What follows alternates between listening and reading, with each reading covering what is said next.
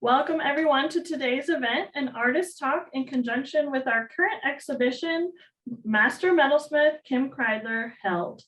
My name is Brooke Garcia, and I am the museum's Director of Collections and Exhibitions. I'm joined today by Maureen Smith, the Metal Museum Exhibitions Coordinator, who will be assisting over Zoom, and of course, this year's Master Metalsmith, Kim Cridler. Thank you all for being with us today. Before we jump in, I would like to take a moment to acknowledge our supporters. The Metal Museum receives operating support through Arts Memphis and the Tennessee Arts Commission, and exhibition and programming support through the Wingate Foundation and the Hyde Family Foundation. Thank you, sponsors, for your continued support. Now I'll introduce Kim Cridler, the reason you're all here today.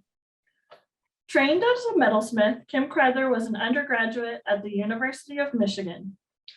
Earned an MFA in metals from the State University of New York at New Paltz, and studied at the Skokian School of Painting and Sculpture. She has applied her use of steel, structure, and ornament in large-scale public art projects and commissions, as well as maintained a studio practice. Kim has taught in art programs across the country, including at Penland School of Craft, University of Wisconsin-Madison, Arizona State University, San Diego State University, and the University of Michigan. Cridler has shown her work in galleries and museums across the United States, including previously at the Metal Museum in 2013 as part of the Tributaries exhibition series. Her work can be found in many public collections, including the Arkansas Museum of Fine Arts, the Chazen Museum of Art, the Museum of Fine Arts Houston, the Racine Art Museum, and the Scottsdale Museum of Contemporary Art. So I'm gonna go ahead and stop screen sharing. Before I turn things over to Kim, I'd like to remind everyone to drop any questions you may have for her in the chat. We'll have some time at the end of today's program to take some questions from the audience. Now please join me in welcoming Kim. Hello. I am trying to remember how to do this, but I'm going to remember. Hi, everybody. I want to thank you all for spending part of your Saturday with me. And I particularly want to thank all the folks at the Metal Museum for creating this exhibition with me and allowing me to share what's really been my life's work. It's such an honor. And I'm going to keep this pretty informal. For me, that's a little difficult because I want to over-prepare. But if you have questions while you're seeing this presentation, I just wanted to start with a short presentation about my work. I'm fine with you sending them to Maureen. And I just wanted to start with this picture where we live. And I've been kind of thinking a lot lately about this idea that's setting with me, which is, what do you love? Art critic Peter Sheldall has this wonderful talk. And he talks in it, it's called Marginal Powers. How museums are not mausoleums for dead art. They are rather warehouses of obscure arguments. All art argues, he says. His job as an art critic was to contextualize that argument well enough so that you could get in on the conversation. And the artist's job was to make these arguments in the effort of making the world more amenable to what you love. What do you love? So today I'm going to talk about something I love very much, which is home. My husband, Bill, and I, we have 3 kids, and we live together in Western Michigan, about 6 miles as the crow flies from the farm where I grew up. This was my great aunt Margaret DeGroot's farm. I think I have this right. It was bought for back taxes during the Depression. My mother summered there and later farmed it with my father, Reg and Diane Cridler. Just after Christmas, I had a chance to go back. The farm's gone. It's been planted as an apple orchard, but the old house is still there. This was my great aunt Margaret's house. Bert DeGroot was her father, an immigrant and an architect. And he moved this house with his daughter with horses on logs, remodeled it, added formal gardens and stone walls. And it was such a formative part of my experience growing up, not only for the fact that these people built this with their hands as an extension of what they loved and thought was beautiful, but really as a place to appreciate how lives are lived or recorded, at least through objects. This is a picture of the farm in the 1940s while he was working on it. And this is a terrific picture of my great Aunt Margaret in the foreground in the main living room that you saw in an earlier picture. And you'll notice this striped carpet. This is a touchstone for me. It was woven by her family out of discarded garments. So my great Aunt Margaret could take me through and point at stripes and point out the people who wore those clothes. So this was this upbringing lined with material meaning. And of course, this sensibility of waste not, want not. And it's little surprise then that I went to study a craft area in graduate school where making was at its root about connecting and serving. It was still tied to function, to labor, and to the sensual experience. Much like this vessel, presented to the Reverend Joseph McKean by a number of his friends, late parishioners of Milton, as a testimonial of their affection and to hold in remembrance how deeply they regret his separation. This really caught me, this vessel, its function, its meanings. It is more than a utilitarian object. It is a vehicle for the sentiment of these other people. And this is something that I had known and practiced since childhood, that these objects carried emotional, cultural, social lives. This is an example of work from graduate school, and it's a simple picture. I've removed function, but you can see I'm kind of drawing at straws to make it meaningful. It's lined with these steel kind of beads that I made. Its shoulder is inscribed with text that actually describe a grain of wheat. And it is rooted in my experience of playing as a child in gravity bins, which are those wagons that are shaped to funnel, full of grain, like full of wheat. And that such a rooted experience, like imagine being in a vessel full of life, full of commerce, full of seeds. So this notion of the object's meaning carrying out past its function was a critical point in my work. This piece is in fact created out of text from a book called Marks of Achievement. And the text in that centerpiece is about the simple acts of exchanging ritual hollowware. The book writes, "We must not forget that in many cases, the act of presentation and the thoughts, sentiments, beliefs, and emotions that encircle that act matter more to the individual involved than the physical qualities of the object itself." Of course, there's a lot of other models that inspire me. Ornament to enrich even the most utilitarian objects, in this case, a steel hauling truck that I saw in Wisconsin. The moments where pattern and structure merge into something that's functional and beautiful, like these carved brick chimney stacks. There's so many examples in nature, like these tangential images of the structure of pine wood, which upon magnification seem to turn and break into chains, into links, one into another, where the whole is greater than the sum of its parts. So nature is really all of our homes, our collective home, and we belong together in this collective cycle of life and death, something that I pay a lot of attention to every day. We live in this great place near a big park, so it's my background, imagining how all these pieces of us living together, this relationship, can work together in synchrony, like these birds. So these are examples of work that follow the vessel and collections that pay attention to containment, thinking about holding what's valuable, thinking about when structure itself might disintegrate into some other kind of understanding of collection, like these butterfly pieces. The vessel itself, this ability to hold, to save, and to possess. Anna Farillo writes about this. She says this is basic to the human desires that satisfied earliest human needs. At one time, a vessel, a container might have been the most valuable possession a family could own. A basket or carved wood bowl may have functioned as a bank, the sole repository that was personally of all that was personally owned and cherished. Thus, containers separated the precious from the ordinary, the valued from the valueless. The prosperity of our species depended upon the ability to contain.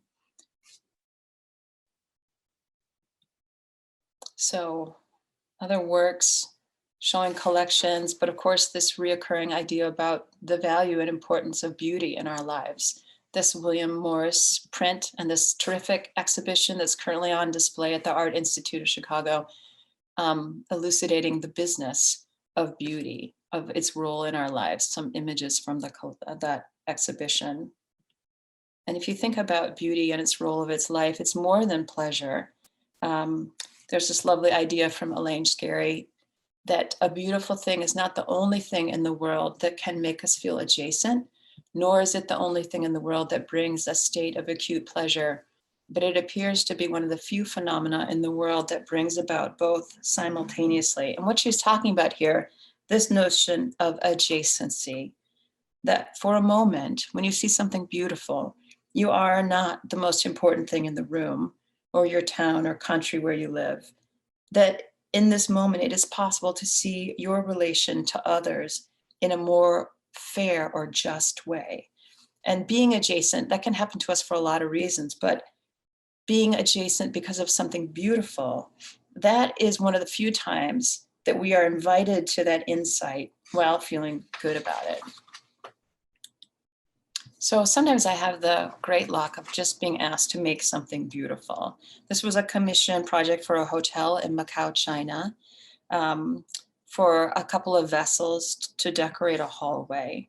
These were modest size pieces, medium, like 36 inches, but they required a lot of labored ornamentation.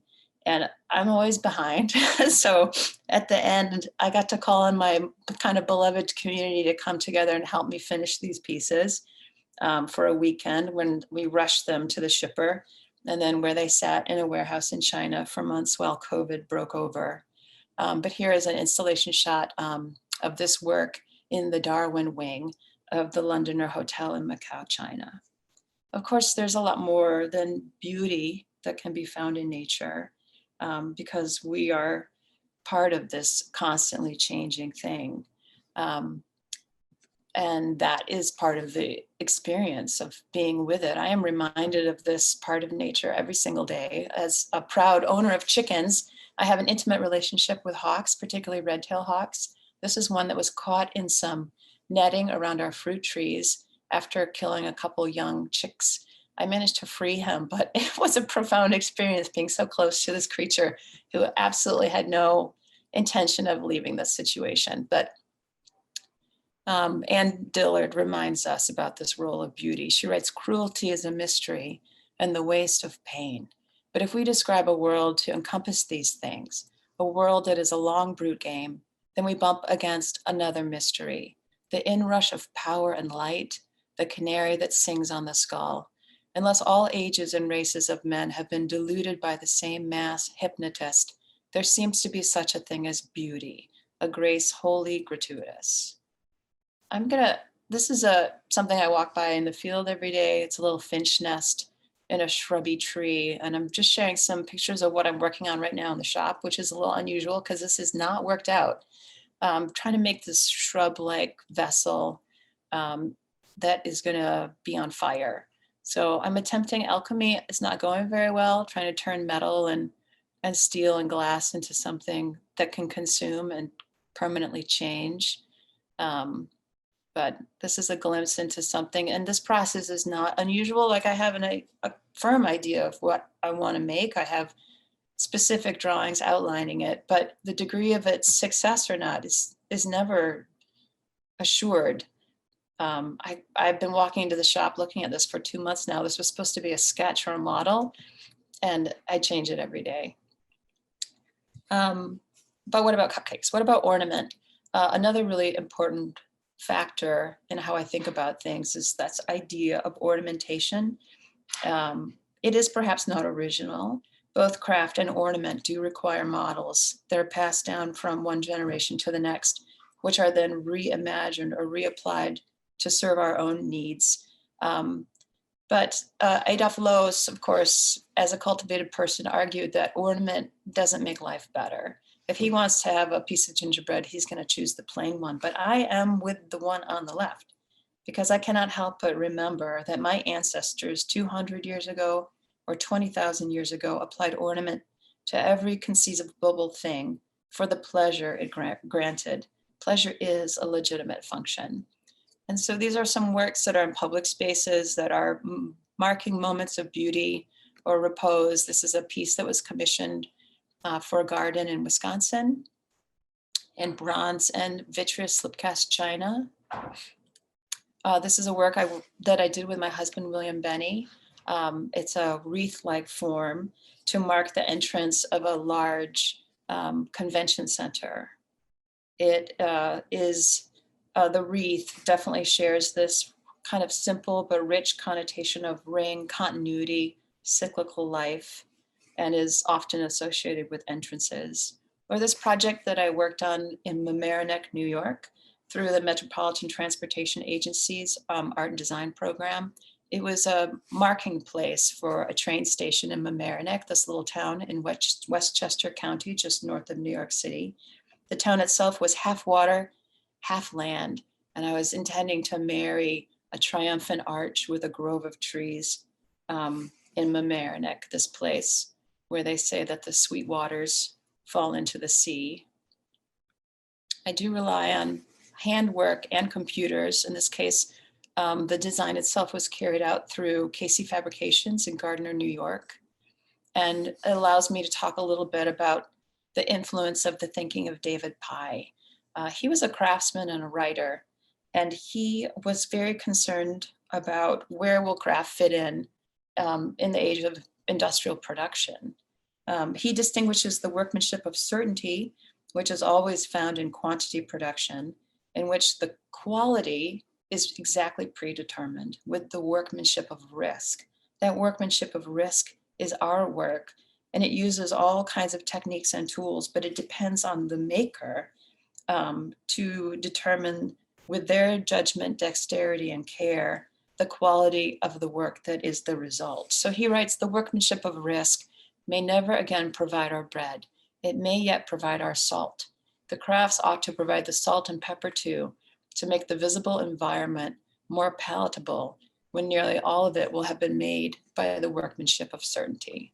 So this was this arch piece at the train station when it was finished in Mamaroneck.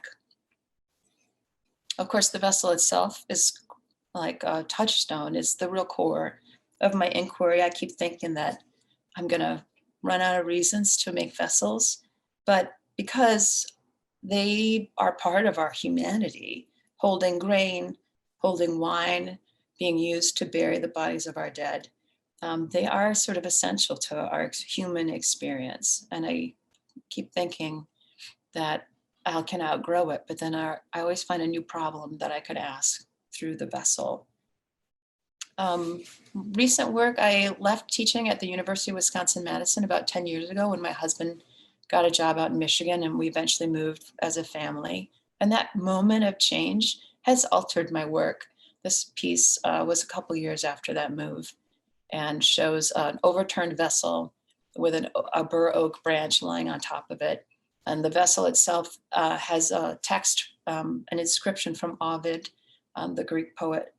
All things change, nothing perishes.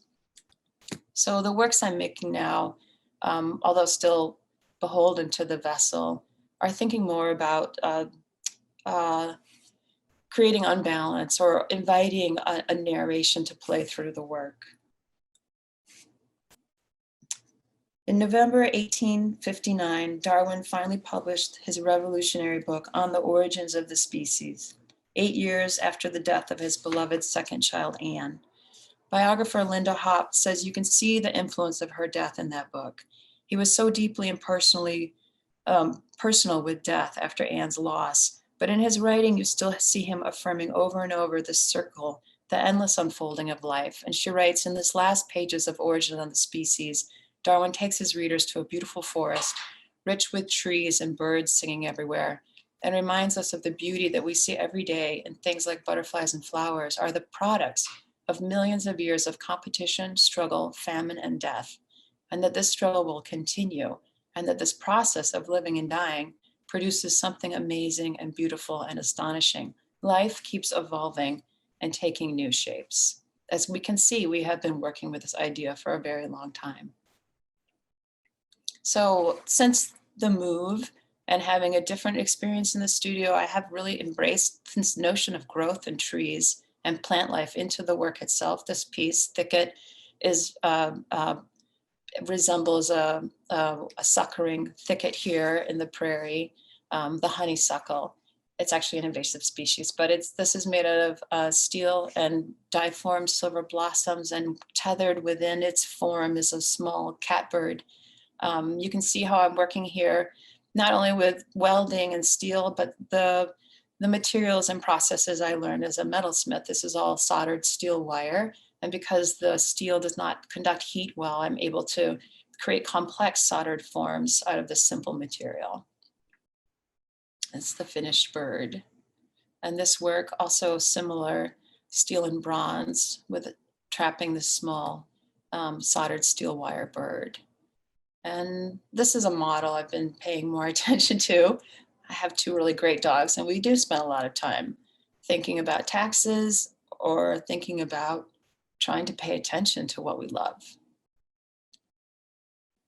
Albert Einstein writes, "A human being is part of the whole, called by us the universe, a part limited in time and space. He experiences himself, his thoughts and feelings as something separate from the rest, a kind of optical delusion of consciousness. This delusion is a kind of prison for us, restricting us to our personal desires and to the affection of a few people nearest to us. Our task must be to free ourselves from this prison by widening our circle of compassion to embrace all living creatures and the whole of nature in its beauty."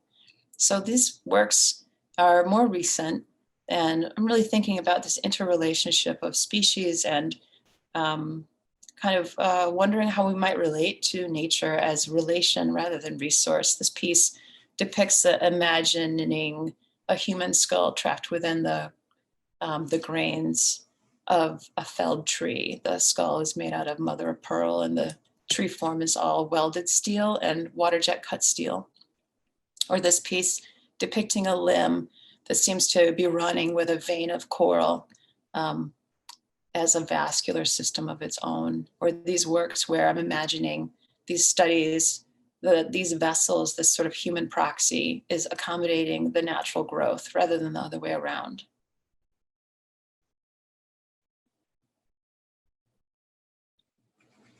So making our love visible, making our love for the world visible. I really love this comic. I'm not sure how to look at art.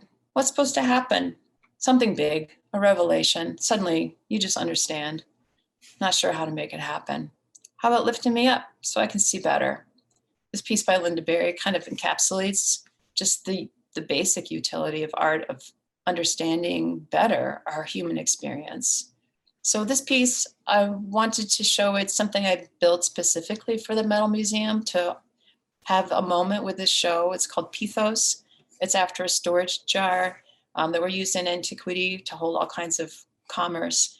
And rather than the traditional ornamentation, my jar employs an oak leaf after William Morris to create this skin that then is sort of pierced by these 17 finches that are made out of, I created a paper pattern for the bird and had it laser jet cut out of mild steel that I then formed and welded. And also this fragment from Rainier Maria Rilke. "Do you still not know how little endures? Fling the nothing you are grasping out into the spaces we breathe. Maybe the birds will feel in their flight how the air has expanded." This work was translated by Johanna Macy and Anita Barrows, and they were kind enough to let us use it in the exhibition for this piece. Or another piece that employs one of those same birds from that process. And this poem, also by Rainier Maria Rilke. "Dear darkening ground, you've endured so patiently the walls we've built. Perhaps you'll give the cities one more hour and grant the churches and cloisters too. And those that labor, let their work grip them another 5 hours or 7. Before you become forest again and water and widening wilderness in that hour of inconceivable terror when you take back your name from all things. Just give me a little more time. I want to love the things as no one has thought to love them until they're worthy of you and real." So that brings me here, one of my favorite images, trying to, how can I love this world more? I'm trying to pay attention and connect that to relation. And here's this pile of entrails I found on the path.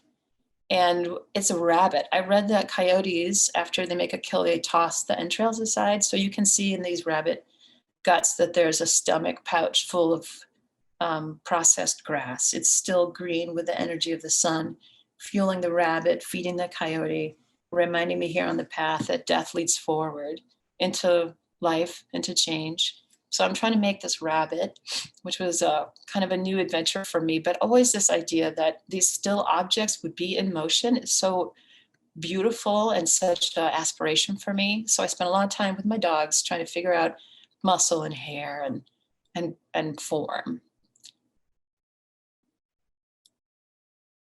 These are just small bits of steel wire that I'm MIG welding together to create this form. And then it's set with a foot with adventuring stones. And here I am preparing the vessel that it's moving through, working through with these little bits of brass wire to become seeds. Also seeds, life, the energy of the sun. So here's this sedge-like vessel coming together to house the rabbit.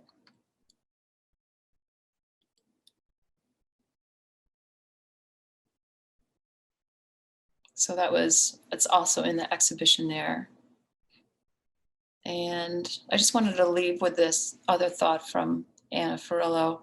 Contemporary culture bombards us with extreme sensations and frantic actions devoid of transcendence, longevity, or the binding qualities of community. Thus, we continually long for the unknowable, never realizing that satisfaction and meaning are rooted in the physicality that exists below the radar of a highly technological world. Through material, we remain connected to nature, which helps us cope with a society increasingly removed from nature. I just saw this piece at the Art Institute of Chicago, and I'm thinking about Peter Sheldal and his obscure argument, and this king vulture from 1734. Its argument still speaks to me. I'm not sure all of why or how, but it feels quite relevant to me today. So with this note from Billy Bragg, I want to say thank you, and I'm happy to open this to questions. I think I'm going to stop my screen sharing, right, Brooke? Yes, you can go ahead and stop. Awesome. All right, well, thank you, Kim, for that wonderful talk. It's such a pleasure to hear more from you and hear about your artistic process, see what you have in the making as well. So at this point, I'd like to take a few questions from the audience. I don't believe anybody has put any into the chat just yet, but if you do have questions, please feel free to put them in there and we'll get started on that. I have a question to start us off while people are typing theirs. Kim, why metal? How did you get started in metalwork specifically? That's a great question. I was an undergraduate at the University of Michigan, and I wanted to be a Russian studies major because we had a samovar in our house, and it's a beautiful object.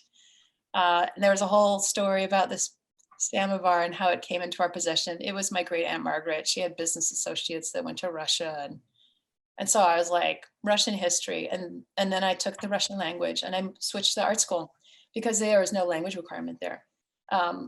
But then I took a metals class. I was taking sculpture, and it just didn't move me like metals did. There was an intimacy to the scale. We were working with formats that I was familiar with. Like the first time I soldered a ring, I was like, this is for me. Like, I know this material. We made spoons. I was hooked. The intimacy to the body, intimacy with how we live, a deep familiarity, and I was hooked. All it took was a ring. I have a question relative to the quotes that you've offered in the presentation. Yeah. What's your background? Do you have a lot of thoughtful people talking about beauty and about sculpture and about craftsmen and what they contribute to the world. Do you have a background in literature that makes you read those, or? No, I wish I know. But I figured when I was a graduate student, like I thought I thought art had to deal with these really big, important subjects. And I don't know when it occurred to me that art is accessible and available and articulate about any human experience. You just need to discipline yourself and ask some critical questions. I mean, I didn't know that it would be okay to make work about home or beauty or things that I loved. But, if you take a quick look around, you can't help but be moved by all the people that are making meaningful work about the experience of being human, and it contains all of that. So I have those 3 kids, and so I have to swear, I think I stopped reading books after I had kids, but they're almost like of the age where I think I have a lot of books on my shelf that it's time for me to get back to. I just bought one yesterday. I got a great recommendation from a friend. She told me about this book, How to Do Nothing. I don't know, maybe some of you out there have read it, but I ordered it right away, and it's going to join a growing stack of things that I have to get back to. But thanks, Sherry, for your question. We've got one question in the chat. J.E. Padarak, excuse me if I've mispronounced that, says, hello, thank you for your very thoughtful presentation. Once again, I'm curious about the choice of using aventurine on the rabbit's foot and why there. Can you elaborate on that? I mean, it's like sentimental and emotional. I had a lucky rabbit's foot when I was a kid after going to the Shrine Circus for my birthday when I was like 8. And of course, as this, like having this little animal talisman on my person felt like magic. And so I don't know, like somehow this notion of something that's caught or left behind as a passage into another place was kind of magical and beautiful to me. So I don't know that I have, well, and then the green of sort of like this idea that plants can turn the sun's light into energy. Like I'm still working through that. I think I have like photosynthesis envy, like that's pretty awesome. So I just wanted to sort of tag that moment and say, here we are, dealing with political problems and poetry and nuclear energy. And it's because we use the energy of the sun through plants. Dang, like that's magic. That's the kind of magic I'd like to spend a little more time thinking about. And Mary Witherington, excuse me, says, what inspired the egg sculpture at the museum? The egg sculpture. Yeah, that piece is called Kept, and it's this, I didn't show it in the slides, but I showed a study for it. I made the study out of blown eggshells, and it was like maybe 30 inches high. And then I made this like large 6-foot vessel that's lined with like 13 dozen blown eggs. And it's called Kept, and it's on this long runner. And the runner depicts like a Flemish still life, like a stag's head and a hanging hair and a dead bird, a game bird. And then it's all covered with stitched satin. And I liked this idea of like the egg money, like the little something that women kept behind for themselves to have agency in their world. And so it was about like just the enchantment of the egg. If you look at Fabergé Easter eggs, or, the important place of the egg as a rite of spring or of rebirth of generation. So it was like, just getting excited about this idea of promise and growth, but also holding something back for myself. I mean, I think that's like the role of a woman in life, of, caring and tending and mending, but then being like, okay, I'm keeping this for myself. It's like a little storehouse. I don't know if I can explain that. My dog right now is doing this scratching thing on the carpet. Maybe, Gus, what are you doing? Can you see him? He is going for it. Yep, Sorry. he's all up in there. He's making a nest. Yeah, so. he is. He's nesting in the living room carpet. Thanks for that question, though. And we have a question from Jen Godwin. She says, thank you for this beautiful talk. The scale of your works is remarkable. Did you start by creating small and then grow into larger pieces? Oh, that's a great question. Yeah, so studying metalsmithing, I actually thought I would work in hollowware. And I raised a couple of pieces and I was like, I'm not going to do that. I'm so impressed by people that pursue hollowware because I think it's a particularly challenging format. And so I was creating smaller vessel-like pieces that had the function removed from them. And then I think the first time was when I was a graduate student over the summer. I built a much larger piece. Jamie Bennett was my professor at SUNY New Paltz, along with Fred Wohl. And he had a MIG welder kind of in the back room that he, would make shelves and stuff out of. So I started experimenting with that, and it just opened up a whole new thing for me. But I was the kid in drawing class that also was drawing off the paper, like in life drawing as a young art student. There was something very, I don't know, just very engaging for me of working at like what I thought was like the real scale of the body.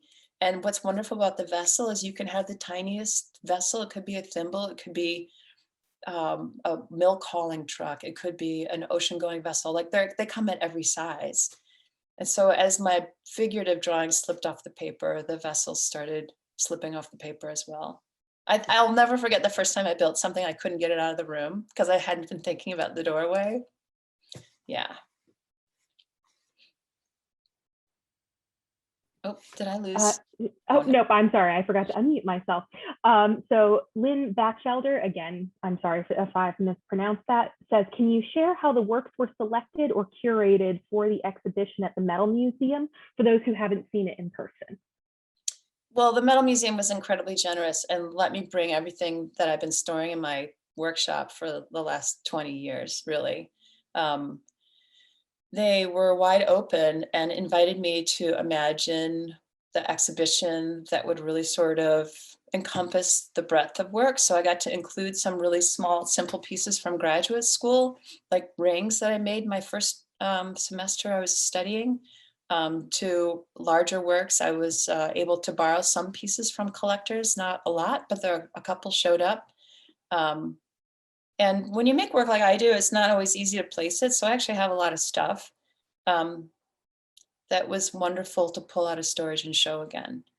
I don't know that there was a whole lot of curation going on other than my own sort of delight in being able to show this breadth of work. I don't think that was a very good answer. No, I think that was fine. Let's see. So we've got Gary Griffin asks, did you revisit the rabbit entrails? And if so, do those images have measure in your ongoing work? The rabbit entrails, like revisiting that idea. Well, for me, it was just a moment of realization that I'm part of such a much more complex environment than I can fully understand. And the problem with being a human being is that we think we can save things and fix things that we love and keep them. And maybe that's part of my interest in the vessel itself. But the older I get, the more I realize that you can save nothing that you love. You can only remember how you live in relation with it. So I'm wanting to make these pieces that really sort of talk about a transformation that we don't yet understand. And that's where I'm trying to go with the fire, though I don't think I've really nailed it yet. Like, we are changing that which has formed us, and we don't understand the ramifications of that yet. And so what do you do in response to that? Like, how do you deal with that? I mean, I'm talking about like having kids who are like, what's my future going to look like because of global climate change, or the changes we see in how people understand and respond to our sense of democracy. And yeah, it's like, this is a puzzle, and you can't just flip to the end of the book and see how it turns out. I'd like that. But instead, I get to sort of live with it and look at it. I'm just trying to pay more attention to it. But I haven't seen my coyotes in a while. I have like 2 spirit animals in my woods, the coyotes, and there's a barred owl that I'm a little bit more than obsessed with. I have a little collection of barred owl feathers, and I'm looking forward to March because that's when the barred owl starts making its mating call, which I call like the monkey yodel. It sounds like a wild turkey plus a monkey kind of yodeling in the early kind of misty mornings of March. So I'm just trying to pay attention and remember that, as guilty as I feel about the situation of the world, that actually we belong here too. But it's really nice to hear a question from you, Gary. Meg Linton asked, you've been mastering your skills for years. What skill or technique are you curious about acquiring now? So what I would like to acquire now is more familiarity with how technology is changing. I mean, I had a couple of public art processes that forced me into adapting some computer technology. And that's a tool for me, just like a pencil or a file. So I'd really like to be able to make more complex work. My husband's like, can you find a slower way to do that? I'm like, maybe I can, but what if I could find a faster way to make more complex works? I don't know where I mean, nobody needs this, right? But in my heart, I would love to make more dense, more complex works. And so I would like to be able to harness a different way of thinking about using computer aided technology to help me create that. But the problem with me is that I don't like learning computer stuff. I find it to be really painful. I mean, I would rather sit in my shop with a pair of pliers for like 8 hours than spend an hour on a tutorial learning Adobe Illustrator.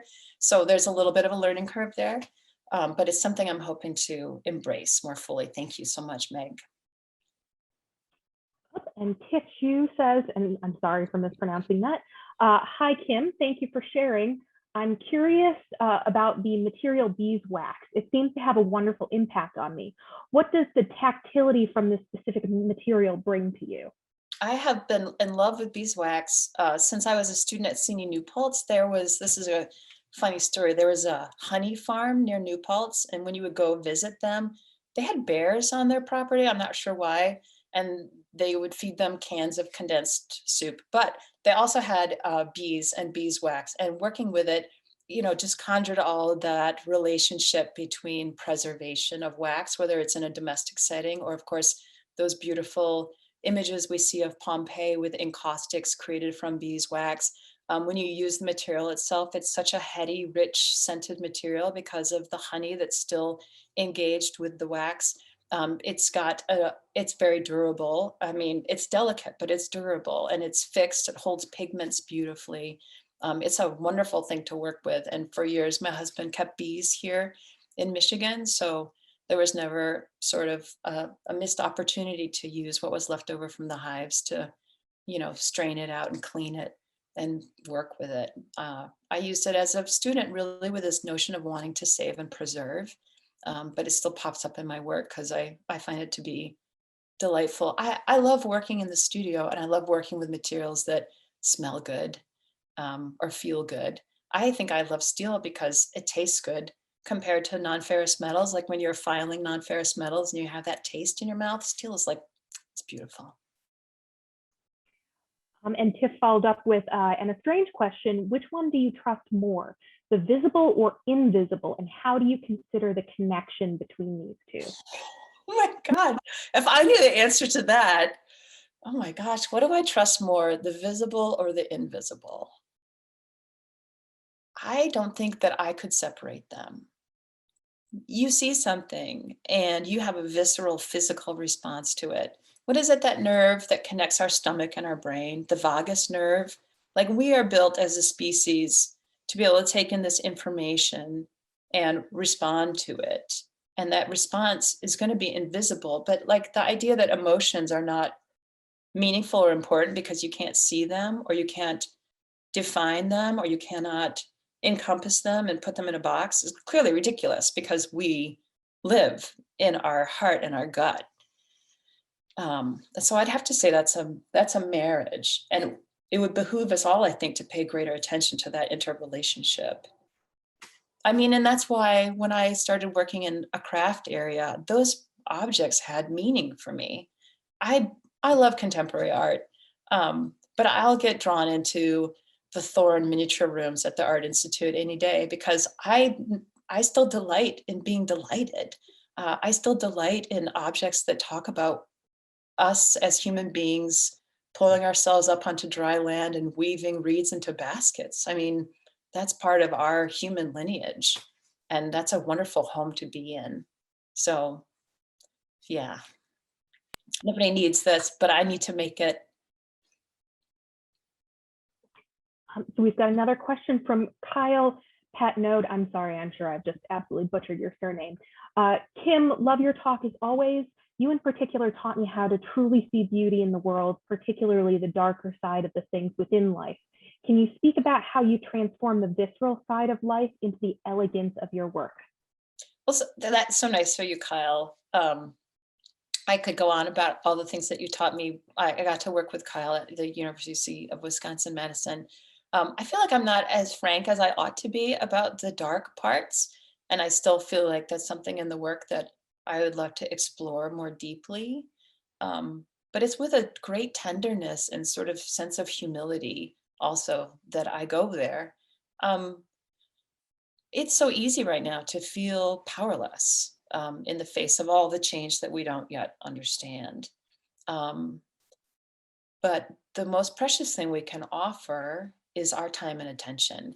I don't know if you've seen the new movie by director Jane Campion yet, The Power of the Dog. It's this beautiful, spacious, gorgeous film about vulnerability and strength and courage and fearfulness and fear. And I read a lovely interview with her in the New York Times where she sums it up very simply. She says, attention is love. And so how we choose to pay that attention is what we love in the world.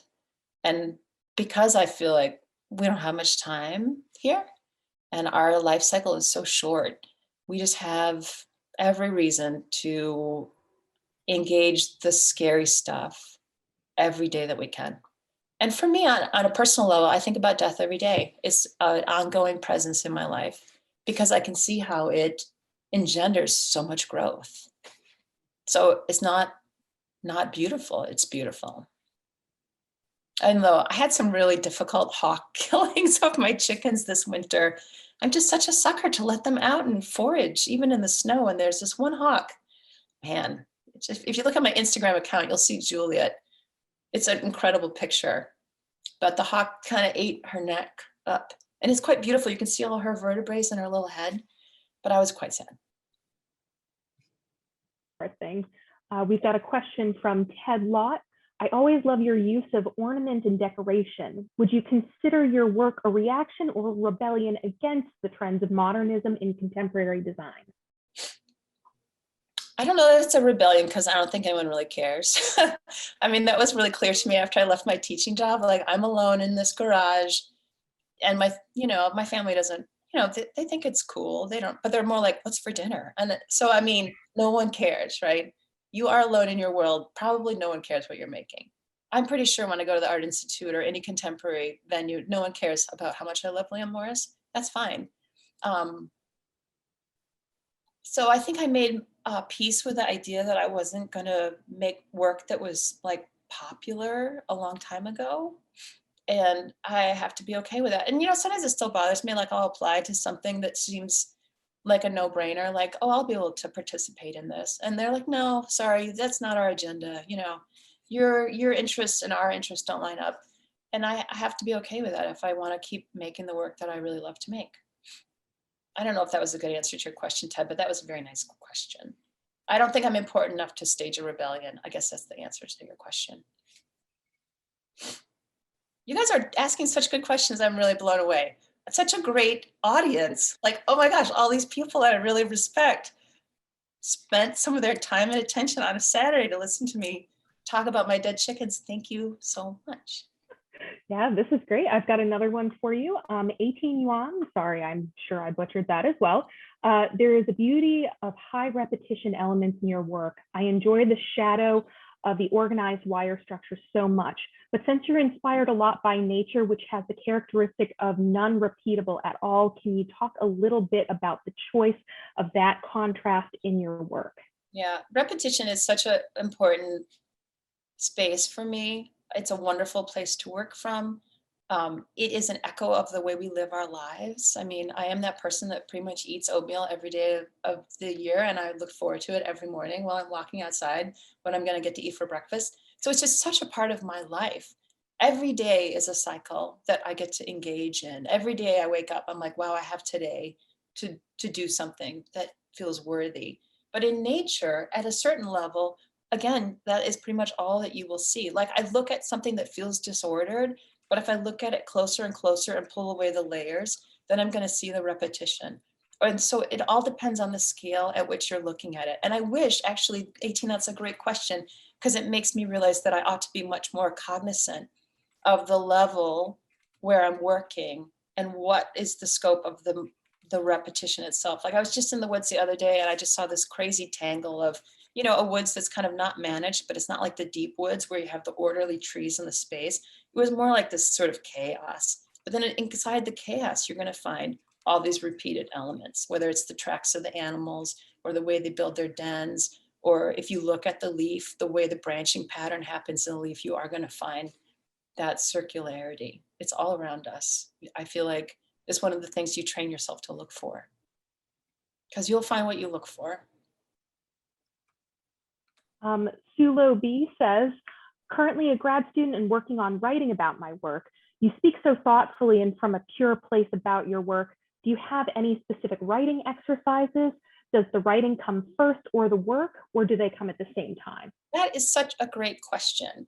I do a little bit of both. Like I try to do a couple of exercises where I'm writing without really thinking about it. So one of the things I'll do is just on a daily calendar, I'll just write down what I'm noticing. And over time, when you collect that, you're actually observing your own aesthetic interest and you can grow it from there. So paying attention to what you're looking at, paying attention to what you're noticing. And then I do this kind of agonizing process of trying to be as vulnerable as possible when I'm thinking and talking about the work, which isn't always very comfortable. Like, why am I showing you pieces that it's not done? I don't really like it. I don't know where it's going. That seems really like a bad idea. But I'm engaged in trying to make myself a little bit uncomfortable and revealing as much as I can about the work. And I do that in writing, and I'll go all out on my own when I'm writing about the work. And then editing. Editing is the grace that saves us all from totally embarrassing ourselves. Yeah, but I mean, we have nothing to fear but ourselves. Like, I don't think anyone really cares how good or bad you think your work is except for you. You are your biggest critic and your scariest person. Whoever you meet in the dark of your nightmares is yourself. How's that? It's not your dog. Your dog's like, it's fine, whatever. Good. So Suzanne Stokes asked, do you ever use light and shadow projection as an extension of your work or a way to involve movement? I would love to commission Suzanne to come and help me work on that. That would be great. No, I never really thought about it. I mean, what I think about when I look at my work is how insubstantial it feels. And then the light and shadow will kind of make all the difference in how it's presented. Like, it's hard for me to photograph my work in my shop because all I can see is the crap behind it because I'm looking through the work. But that would be such a great way of reframing that complexity and that use of pattern and repetition, now that I think about it. Well, I would love to come and do that with you. Oh, let's just say. And look, I want to show you this real quick too. Okay. Oh my God, no way. Check it out. Did you know I have this? Excited. I didn't remember that you even had that. I cannot. I kind of figured you might not have remembered. No, I'm But so look. delighted to see that. It's making me kind of emotional. So Wow. if you ever need this, Ah, a show or something. I can't believe that. I love how it, Yeah, the right? Look. darkness of it, the darkness of that silver shoulder is Yeah. beautiful. I Wow. know at one point I tried to bring it back to this part being, shinier and Yeah, lighter. no. And then I thought, no, I don't think she'd want me to do No, that. So it's anyway, beautiful. I'm totally blown away. Thank you so much for sharing that. I had totally forgotten. Wow. yeah, well, we all love it. Oh. Myself, Jim, the kids, people who come by. Seriously, it's looked at often. Thank you so much. Wow. Yeah. You're making me cry.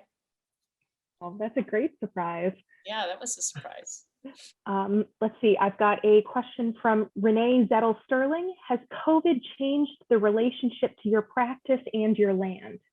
Oh, COVID was, I mean, we were lucky. No one died. I loved COVID. I didn't have to go anywhere. I didn't have to do anything. I just thought it was the cat's meow for several months. I just got to what am I going to work on and what's for dinner? Those were just so easy. Yeah, but I'm a loner, and so the idea that not many people were driving, that was nice. like it was quiet here, and I saw more animals. Yeah, but I don't. Yeah, that was that. And my family, my parents live in Colorado. Mom and Dad. My wonderful parents are 84. They live in Western Colorado. I wish they'd moved to Michigan. So we were sort of alone anyhow. Yeah, so it didn't have a big impact on me. It's been such a tremendous weight for my kids though, because they rely on those social relations, whereas I'm content to like listen to a TED Talk. That's plenty. I'm like, good. Or I'll wave at the mail person, the US Postal Service person. That's plenty. That's plenty for all day. Yeah. Well, does anybody have any last minute questions for Kim? I just want to say thank you for being such a receptive audience and being so generous with your questions. I'm really touched that you would spend your time listening. Thank you. I had a question for Kim. If you could give any advice to our emerging artists and metalsmiths out there, what would you tell them? My advice should be taken with a healthy grain of salt, because I am that like crazy aunt that tells you to just do what you love, and to risk as much as possible, to take out your credit card and acquire debt trying to pursue that which you love. I'm that bad influence to assure you that you'll find a way, and that you're lucky to find something that you love. A lot of people, I think, they go through their lives without ever having that feeling like they can hardly wait to get to work. So if you have that, nurture it like a child. And it might not pay your bills, and you have to be okay with that, because I guess I never thought it would. And so I'm a winner because it doesn't pay my bills, but gosh, I'm so lucky to do something that I love to do. Thank you. You're getting a lot of love in the chat right now too. That's nice. I'm like emotional. Yeah, we'll definitely have to send you all the lovely comments from the chat. Very, very sweet. Thank you, everybody. Thanks so much. And thanks folks at the Metal Museum for making this happen. It's really, after the show, I was like, okay, I don't have to worry so much about, dying, because I got to share all this stuff I really love. So thank you. Thank you so much, Kim, for joining us today and sharing and being vulnerable. I know it's not easy. Yeah, thank you. I'd just like to end today with extending our heartfelt gratitude to our incredible donors and members whose support makes programming like this one today possible. If you'd like to support our programming or join as a member today, Maureen's going to drop some links into the chat. And if you'd like to learn more about Kim's work, you can also purchase a copy of her exhibition catalog, which is on sale in the museum's online store. And her exhibition is on view in full through March 6th. So if you have time, come down to the Metal Museum and check it out and experience it in person, because it really is an amazing experience. And thank you again to everyone who's tuning in today. And almost everyone stayed with us on the call for the whole program. So thank you again. And we hope to see you all soon. Thank you, Brooke. Thank you, Maureen. Thanks, everybody, so much. Thank you. Thank you, Kim. Bye. Thank you, everyone. Bye.